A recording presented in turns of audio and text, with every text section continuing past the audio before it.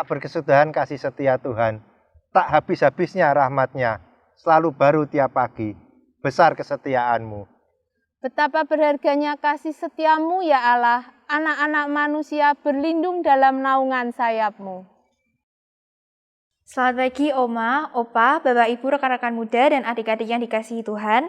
Pagi ini kami, Keluarga Yohanes Indra Saputra, akan menemani Oma, Opa, Bapak, Ibu, kakak-kakak, dan teman-teman semua dalam membaca dan merenungkan firman Tuhan. Sebelum membaca dan merenungkan firman Tuhan, mari kita berdoa. Selamat pagi Bapak, terima kasih untuk istirahat kami semalam. Terima kasih juga untuk hari baru yang Engkau beri pada kami bisa berkumpul kembali. Sebelum memulai aktivitas kami akan membenarkan sebagian dari firman-Mu yang akan dibawakan oleh Pendeta Angga. Kiranya Engkau urapi apa yang akan disampaikan sehingga bisa menjadi pedoman bagi kami semua untuk aktivitas kami hari ini. Terima kasih Bapak. Amin. Tema renungan hikmat pagi hari ini adalah handal. Bacaan diambil dari 1 Samuel 17 ayat 40 sampai 54. Saya akan membacakan ayat 45. Tetapi Daud berkata kepada orang Filistin itu, "Engkau mendatangi aku dengan pedang dan tombak dan lembing, tetapi aku mendatangi engkau dengan nama Tuhan semesta alam, Allah segala barisan Israel yang kau tantang itu." Demikianlah sabda Tuhan. Syukur kepada Allah. Jemaat yang dikasihi Tuhan, suatu hari seorang pemahat terkenal bernama Donatello menerima sebongkah batu marmer.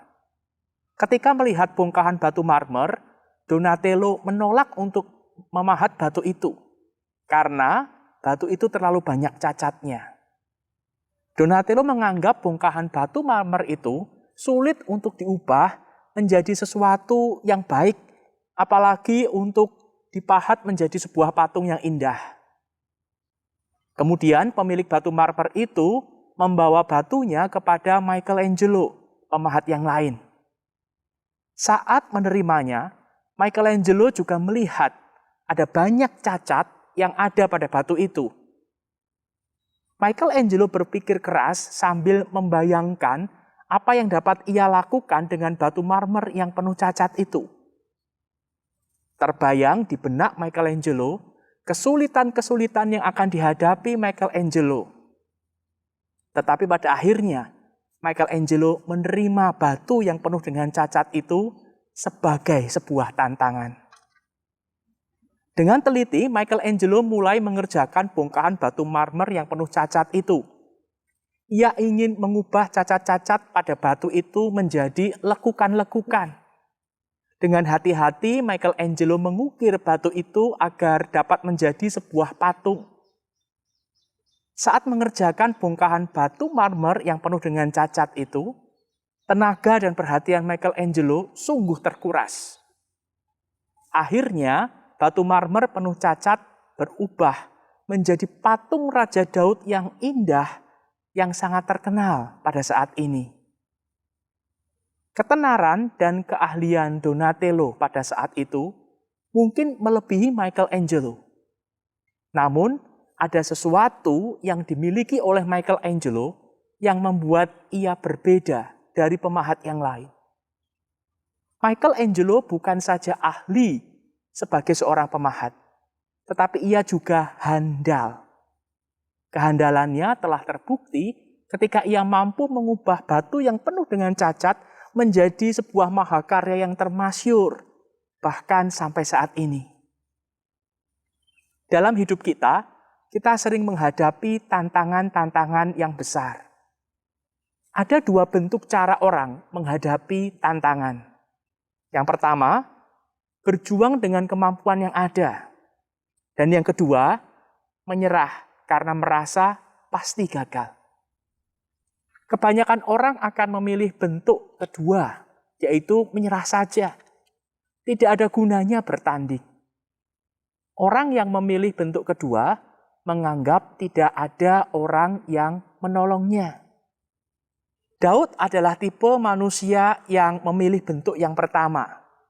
Hanya saja Daud bukan cuma berani menerima tantangan, tetapi dia juga handal, mempersiapkan strategi untuk menang. Ada banyak pahlawan Israel pada masa itu. Mereka pasti ahli dalam menghadapi musuh di medan perang. Tapi apa daya, tidak ada satupun yang berani melawan Goliat. Mengapa? Karena mereka tidak handal. Mereka segera menyerah ketika melihat tubuh Goliat yang sangat besar bagaikan raksasa. Daud tidak takut dan tidak menyerah. Dengan keahliannya, Daud maju dan menantang Goliat. Senjata Daud cuma keahliannya menggunakan umban.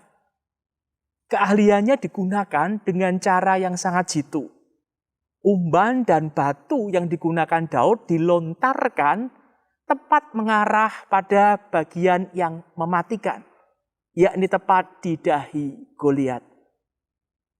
Orang yang handal adalah orang yang berusaha dengan segenap hati menuntaskan pekerjaan yang telah disepakati, sekalipun untuk itu ia harus menanggung kerugian dan dia harus berkorban.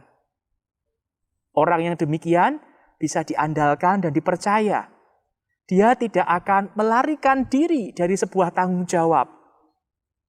Ada banyak orang yang memiliki keahlian, tetapi hanya sedikit yang berhasil menang, melawan, menghadapi tantangan. Kunci keberhasilan hidup adalah kehandalan.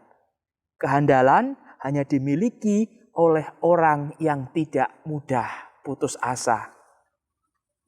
Bukankah karakter yang demikian yang dibutuhkan oleh bangsa kita saat ini?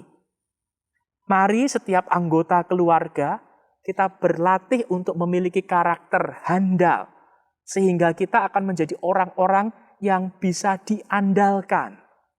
Dan jangan lupa bahwa ada tangan Tuhan yang turut bekerja seperti pengalaman Daud. Perjalanan hidup kita tidak lepas dari berbagai tantangan. Mari persiapkan diri menghadapi tantangan yang menghadang di depan. Jangan menyerah, jangan putus asa. Dengan memohon pertolongan Tuhan, kita pasti dimampukan menghadapi segala bentuk tantangan kehidupan. Mari berproses menjadi pribadi-pribadi Kristen yang handal. Mari kita berdoa. Bapa di surga, terima kasih atas firman yang sudah Kau berikan kepada kami. Kami anak-anak-Mu, Engkau ingatkan untuk menjadi pribadi-pribadi Kristen yang handal, yang tidak mudah menyerah ketika menghadapi berbagai tantangan kehidupan yang ada, yang boleh merencanakan segala sesuatu ke depan dengan pertolongan Tuhan. Kami yakin dan percaya kami dapat menghadapi berbagai rintangan dan tantangan kehidupan bersama-sama dengan Tuhan. Kami mohon berkat-Mu agar hari ini kami boleh menjadi berkat bagi banyak orang.